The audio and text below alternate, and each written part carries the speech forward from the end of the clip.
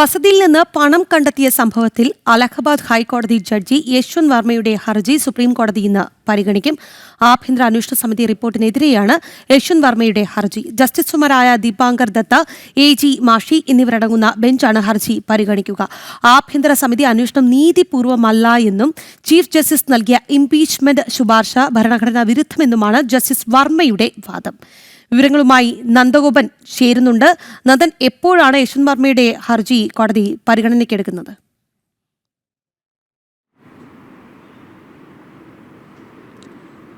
രാഹി, ഇന്നിപ്പോൾ യശ്വന്ത് വർമ്മയുടെ ഹർജി കോടതി ലിസ്റ്റ് ചെയ്തിട്ടുണ്ട്.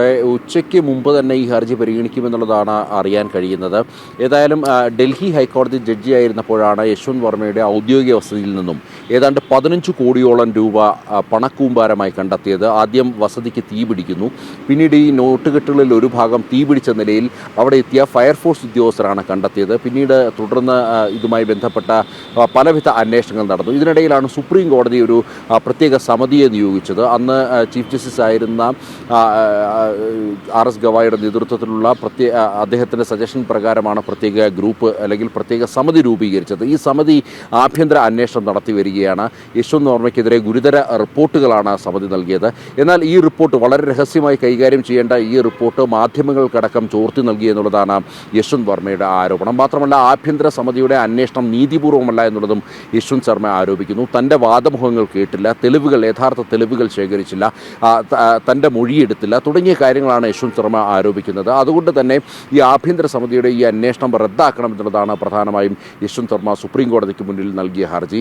ഇതിനെല്ലാം ഉപരി തന്നെ ഇംപീച്ച്മെൻറ്റ് ചെയ്യാനുള്ള നടപടി, പാർലമെൻറ്റിലടക്കം ഇംപീച്ച്മെൻറ്റ് ചെയ്യാനുള്ള നടപടിയും അതേപോലെ തന്നെ ജഡ്ജി എന്നുള്ള ചുമതലയിൽ നിന്നും മാറ്റി നിർത്തുവാനുള്ള നടപടിയും അത് ഭരണഘടനയ്ക്ക് നിരക്കുന്നതല്ല, നിയമപരമല്ല എന്നുള്ളതാണ് യശ്വന്ത് ശർമ്മ ചൂണ്ടിക്കാണിക്കുന്നത്. ഇത് ചൂണ്ടിക്കാണിച്ചുകൊണ്ട് നൽകിയ ഹർജി കഴിഞ്ഞ ദിവസം ഈ സുപ്രീം കോടതി പരിഗണിച്ചിരുന്നു. പിന്നീട് ഇതുമായി ബന്ധപ്പെട്ട കൂടുതൽ വാദമുഖങ്ങൾക്കായിട്ട് സുപ്രീം കോടതി കേസ് മാറ്റിവെക്കുകയായിരുന്നു. തുടർന്ന് ഇന്നിപ്പോൾ കേസ് പരിഗണിക്കുമ്പോൾ സ്വാഭാവികമായും ഇതിൽ ഒരു കക്ഷി എന്നുള്ളത് സുപ്രീം കോടതി തന്നെയാണ്. അതുകൊണ്ട് തന്നെ സുപ്രീം കോടതിക്ക് നോട്ടീസ് അയക്കേണ്ട ഒരു സാഹചര്യമില്ല. എന്നാൽ കേന്ദ്ര സർക്കാരിന് ഇതുമായി ബന്ധപ്പെട്ട് സുപ്രീം കോടതി എന്താണ് കേന്ദ്രത്തിൻ്റെ നിലപാടെന്നറിയാൻ വേണ്ടി നോട്ടീസ് അയക്കും. അതിനപ്പുറത്തേക്ക് ഇന്ന് കോടതിയിൽ മറ്റ് നടപടിക്രമങ്ങളൊന്നും തന്നെ ഉണ്ടാകില്ല എന്നുള്ളതാണ് നിയമവിദഗ്ധരും മറ്റും ചൂണ്ടിക്കാണിക്കുന്നത്. ഏതായാലും ഈ അന്വേഷണ റിപ്പോർട്ട് നീതിപൂർവമല്ല, ന്യായമല്ല, ഈ ആഭ്യന്തര അന്വേഷണം തന്നെ യുക്തിക്ക് നിരക്കാത്തതാണ് എന്നുള്ള വാദമുഖങ്ങളാണ് പ്രധാനമായും യശ്വന്ത് ശർമ്മ സുപ്രീം കോടതിക്ക് മുന്നിൽ വെക്കുന്നത്. അതുപോലെ തന്നെ യശ്വന്ത് വർമ്മയ്ക്ക് വേണ്ടിയിട്ട് അവിടെ ഒരു പ്രമുഖ അഭിഭാഷകരുടെ വലിയൊരു നിര തന്നെ കോടതിയിൽ എത്തിയേക്കും എന്നുള്ളതാണ്. നേരത്തെ ഹർജി ഉടൻ പരിഗണിക്കണമെന്നാവശ്യപ്പെട്ട് വലിയ ഒരു പ്രമുഖരുടെ ഒരു നിര തന്നെ ഉണ്ടായിരുന്നു. അതുപോലെ ഒരു സമാനമായ ഒരു സാഹചര്യം കൂടിയാണ്.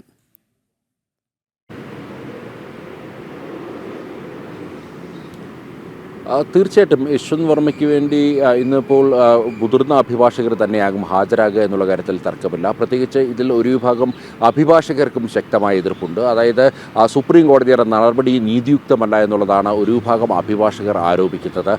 ഇത്തരമൊരു അന്വേഷണ സമിതിയെ നിയോഗിക്കുമ്പോൾ ആ സമിതി പുലർത്തേണ്ട അല്ലെങ്കിൽ ആ സമിതിയുടെ ചില നീതി നിർവഹണ നടപടികളുണ്ട്. അത്തരം നടപടികളൊന്നും ഉണ്ടായിട്ടില്ല എന്നുള്ളതാണ് ചില അഭിഭാഷകരും മറ്റും ചൂണ്ടിക്കാണിക്കുന്നത്. അതുകൊണ്ട് തന്നെ ഒരു വിഭാഗം അഭിഭാഷകർ യശ്വന്ത് വർമ്മയ്ക്കൊപ്പം തന്നെ അടിയുറച്ച് തന്നെ നിൽക്കുകയാണ്. അതേസമയം തന്നെ സുപ്രീം കോടതി നിലപാടിൽ പിന്നോട്ടില്ല എന്നുള്ളത് തന്നെയാണ് വ്യക്തമാക്കുന്നത്.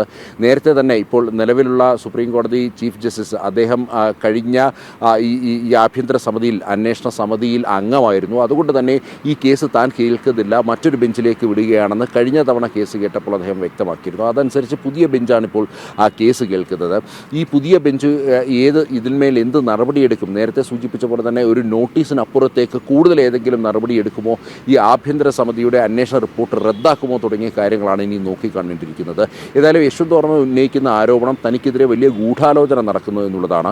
അതുകൊണ്ട് തന്നെയാണ് വളരെ കോൺഫിഡൻഷ്യലായ റിപ്പോർട്ട് പോലും മാധ്യമങ്ങൾക്ക് ചോർത്തി നൽകി തൻ്റെ അന്തസ്സിനെ ചോദ്യം ചെയ്യുന്ന തരത്തിൽ മാധ്യമങ്ങളിലടക്കം വാർത്തകൾ ഇടം തേടി. ഇതെല്ലാം തന്നെ സുപ്രീം കോടതിയിൽ തന്നെയുള്ള ഒരു വിഭാഗം ചെയ്യുന്നതാണ്, അല്ലെങ്കിൽ അതിന് പിന്നിൽ അവരാണ്.